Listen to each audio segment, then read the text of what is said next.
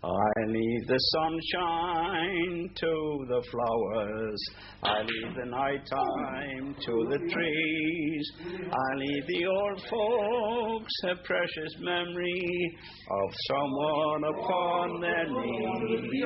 I leave the night time to the dreamers. In this film, we'll meet the retired fishermen who meet every Monday afternoon at the Fisherman's Mission on the Fish Quay in North Shields. We'll meet Walter, Ray, Don, Angelo, Lance, Jumbo, Ron, all with tales to tell of the sea. They'll talk about their lives as fishermen and seamen, tales of storms, adventure, and a deep respect for the sea. So let's get started with how things were when these men were children and young men first starting out at sea. I used to hear somebody say that for every fisherman that went to sea there were 6 people working on the quay. You know, either from fish filleting, net mending, engineering, boat repairing, that type of thing. I used to always be down the quay every morning when I was going to school, having a look round. Yeah, seeing all the fish laid out on the market. Can you imagine, the best way to describe it really is an anthill. You know how many hands come, that's what this was, a hive of activity. Everywhere you look there was fish stalls all along here. There was over 100 smokehouses in Shields, you know where they'd done the kippers and that, they've all gone. See, trawlers and herring boats tied bow in, which is the narrowest space they can take up from right at the bottom of the gut, right away the full length of the quay as far as you can walk up, tied in like that, side by side, jam-packed, and when they couldn't get tied in there, they'd be tying at the buoys out there. And if they weren't there, they were landing. So if there was that many boats in, how many was there fishing? Walter and Jumbo are the oldest in the retired fishermen's group, so they've seen the most changes in the fishing industry over the years. How long were you at sea? Almost 40 years. So how do you think things have changed? Dramatically. There were coal-burning boats when I went, and after the war, they got diesel trawlers, saying you did away with the coal burners. One boiler. It's my box. Three fires to the one boiler. How many years were you at sea? 47. So how old were you when you became a fisherman proper? 16. So as soon as you left I went school? apprentice for 1 shilling a day. Used to do 10 days at sea, and you get 2 days in. What was the camaraderie like on the boat? Oh, smashing. That was kept you at sea. That was one of the main things.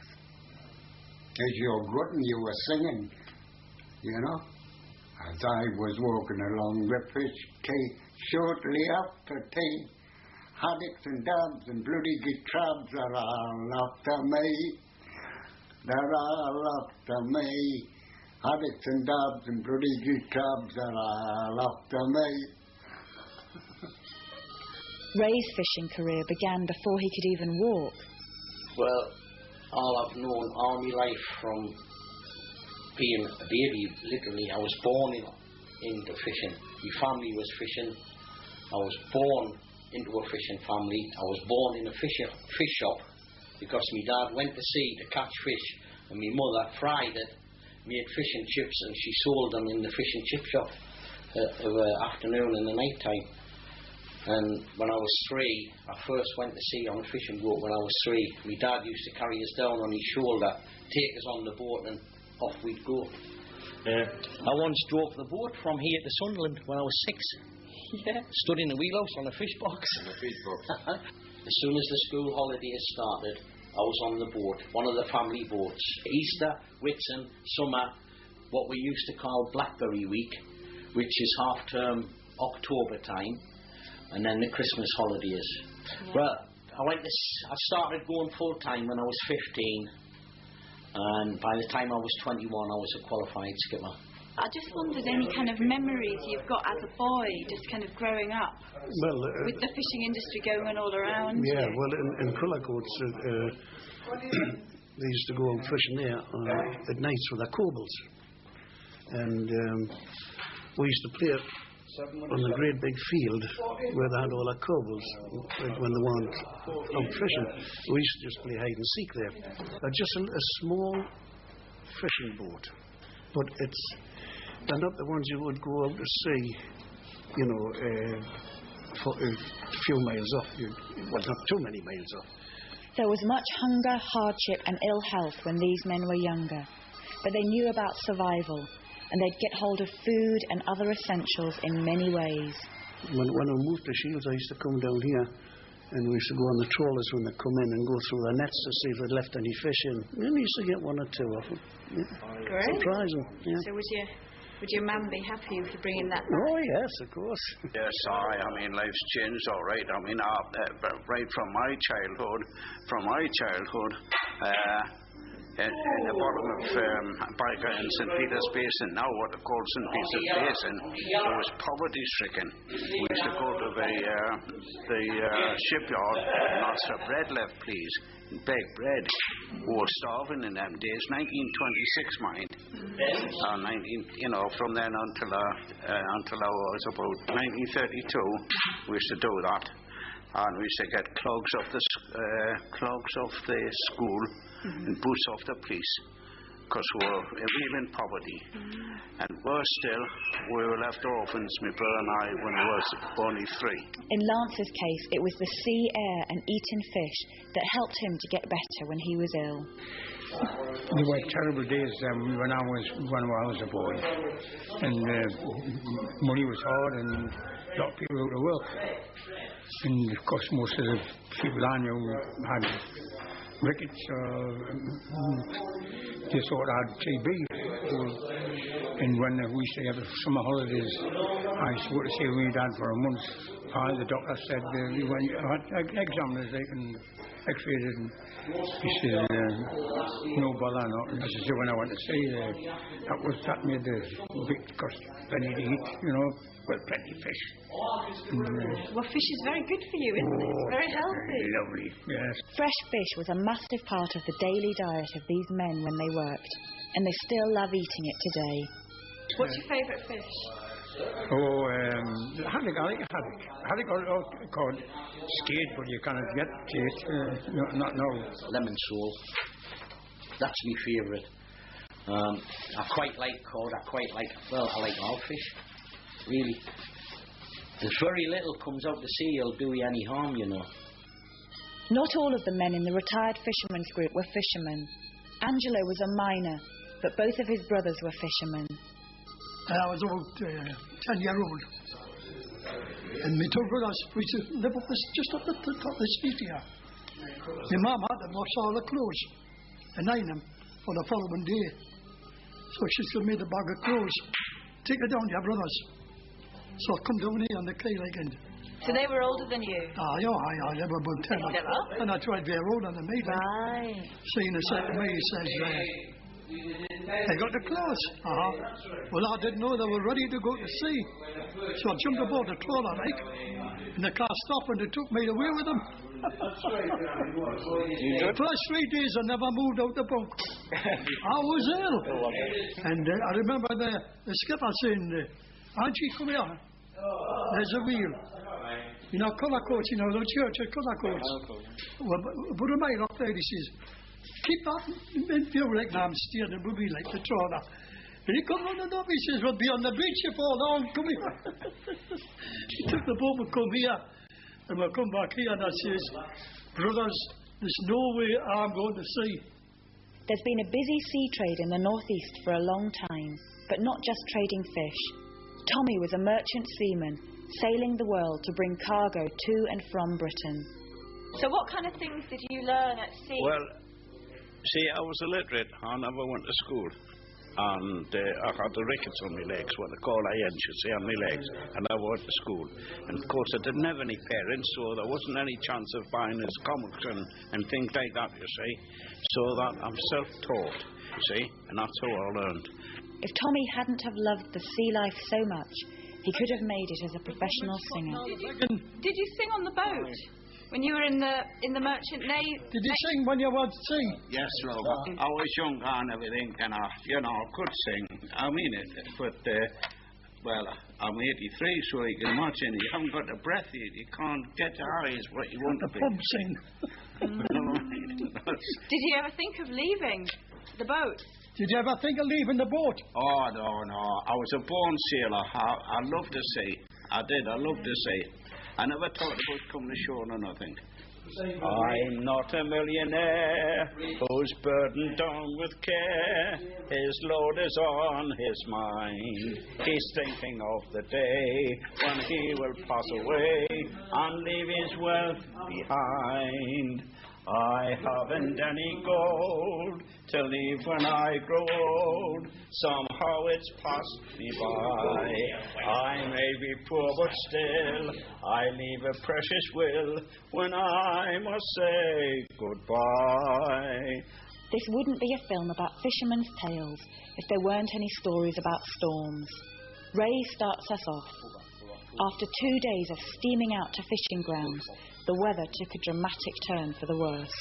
By now, it was about 10 o'clock at night, 11 o'clock at night. I says, look, we're not steaming in the dark the way the weather had really deteriorated, the great big breaking seas, and she was only a 54-foot boat. I says, we'll put the anchor down and we'll just ride it out till daylight and then finish in daylight. And the next thing I knew, I was swimming in the wheelhouse.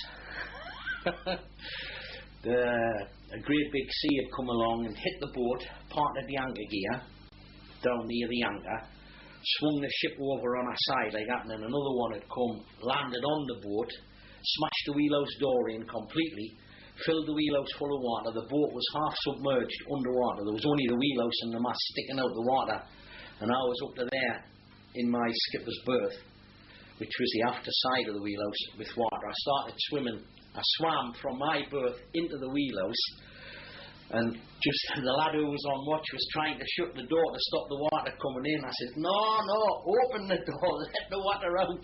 So we opened the door and opened the windows, and as the boat was slowly rolling, the water was pouring out the windows and out the door till we finally got the wheelhouse clear, and the boat came up. I went full ahead, and she lifted herself out the water. She was completely underwater at that time. Another few minutes and she'd have probably, at the time I didn't feel a thing. All I could think of is full ahead, get her moving through the water, and she'll lift out the water and we'll be away and clear, which is exactly what happened. It's only 10 minutes after when you're lying there, what the hell? What happened? Walter's storm story has a tragic end, about how a crew member got washed overboard and nobody saw. You've got lifelines up, when you're steaming in really bad weather. But if the sea comes aboard and it hits you, knocks you right off your feet, and you float away with the water. You float over the top of the rail. And you're gone then. It was our turn to go on one. Stray was made Jimmy Blacklock and a lad called Davy Noble. All Shields lads. He went along to the galley to make a cup of tea. Well, see, he's a long time here to wait half an hour. Long time for a cup of tea. Davy Noble went up. Nowhere there. Went down the engine room. He wasn't there. Called the skipper out. We went back a half an hour and tried to look round, but no, he was gone. The weather was too bad. Too cold and all. One away from Iceland, I was Davy.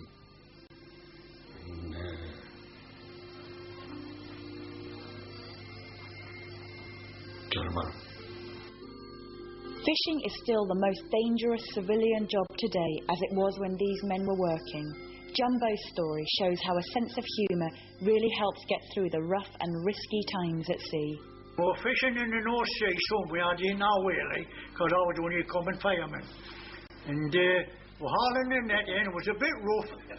And all of a sudden this fella gone heat over into the water. Right?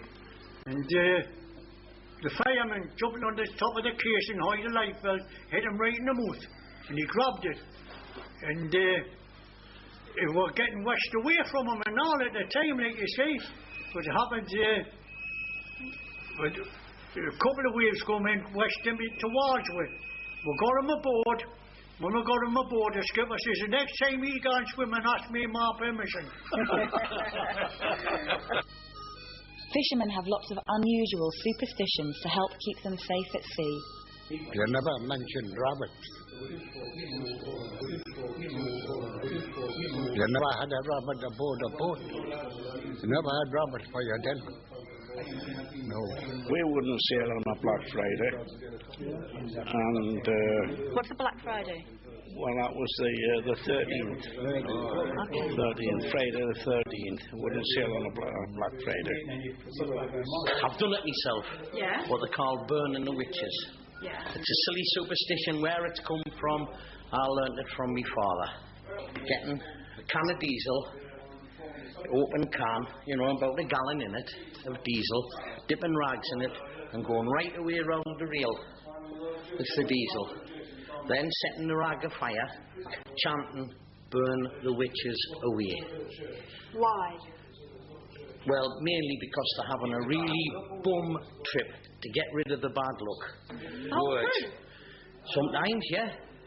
Some of them used to stand there and say, that bloomin' crackers, but believe it or not, it worked, and it worked every time.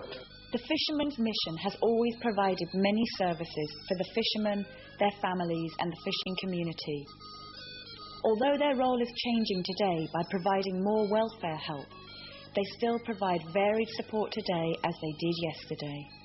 But there's a lot of work goes on behind the scenes what the public don't know about. All right, they see the mission canteen and they think that's what it's all about. It's not. There's a lot behind the scenes goes on. Oh, I've always gone to the mission. One time, I don't know, it's not now.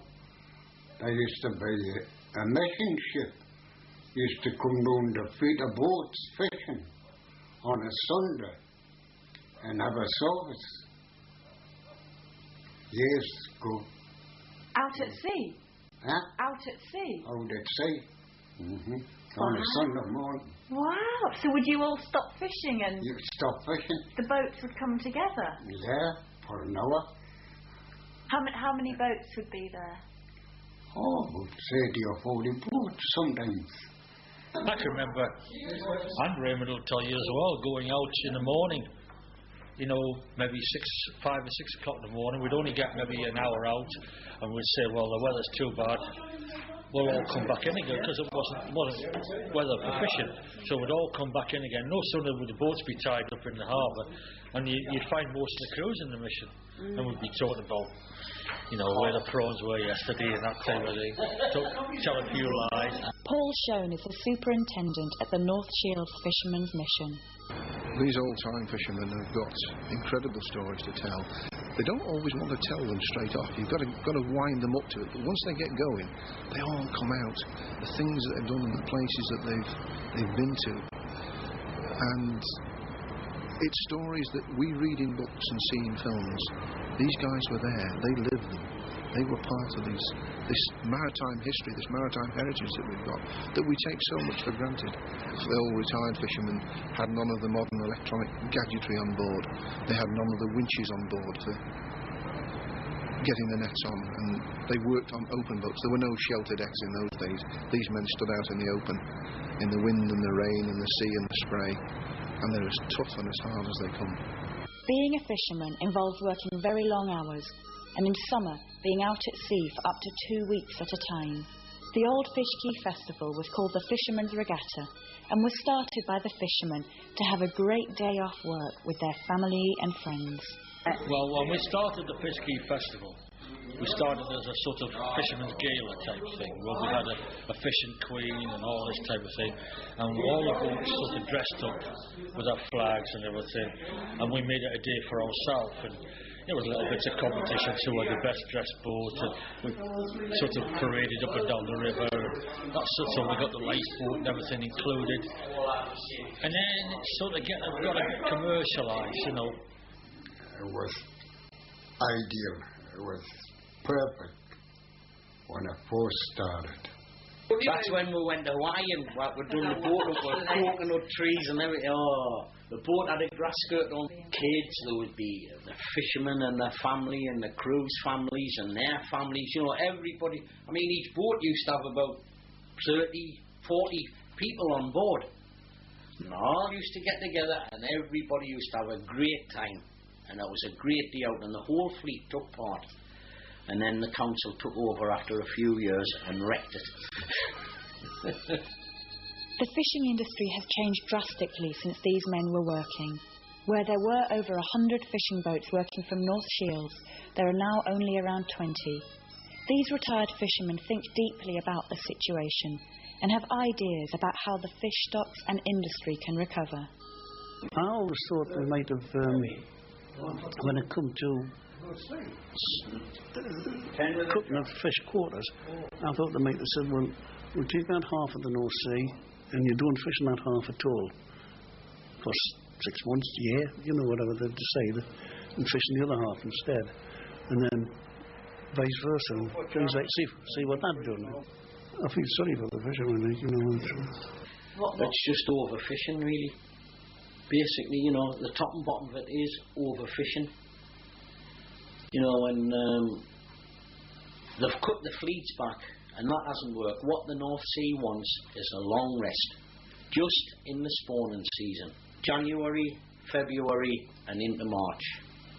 This is the spawning period for the North Sea fish, and that's not just one species. It's cod, haddock, whiting, plaice, lemon soles, ling. All the fish you've seen in the shop yourself, cod roes. Well, in each one of them cod roes, there's 1 million fish. So think about it. Every time somebody's bought one cod roe, just close it for them 3 months. Government subsidise the fishermen. Stop everybody, but pay everybody. Make sure they've got a living. Having spent so many years as fishermen, let's find out what the fisherman's relationship is like with the sea. Anybody that goes to sea has to respect the sea. You just can't go out there and just say, well, you know, when we all know that it could get pretty nasty up there at times. But you do, you know, make provisions for that as well. Either you can get away from it, go into a shelter somewhere, or you can make yourself pretty safe so that, you know, you don't come into any danger. What was the feeling you'd get when your boat was coming in, just like approaching the mouth of the Tyne, when you've been away for a couple of weeks? Oh, you know, you feel as if an element of safety, really, and also, you know, I think, right, I'll be able to see my wife and the children again. It was even better if you had a good shot of fish with you as well. You loved it sometime and you hated it other time. Yeah. Keep starting up and down. It's not very nice. I don't care who it is or what fisherman it is, when it comes down to sailing, that day is the worst day of your life, when you're actually sailing. Once you're out there, it's great. And then when the seas at our worst, you know, I hate being here. And then when it finds a way and you shoot your nets and you come up and you've got a bag of cod or something, it's, what a great life is. You know, this is the way the sea is. She can be a great mistress, but you annoy her. I'm singing me sailor song. This is better than the television.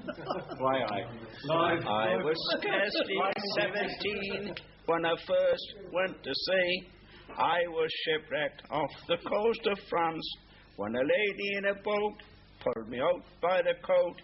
She put me to bed in a trance as I lay there in distress, and I watched that girl undress. She had the map of Scotland tattooed upon her chest, and further down, to my surprise, was the place where Nelson, he lost his eye.